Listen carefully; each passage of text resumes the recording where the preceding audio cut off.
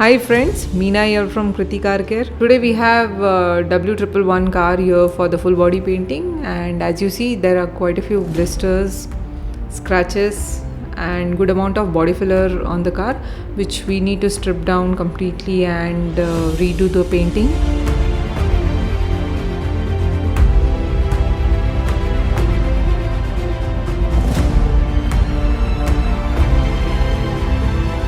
So let's see how the project shapes up, on the move.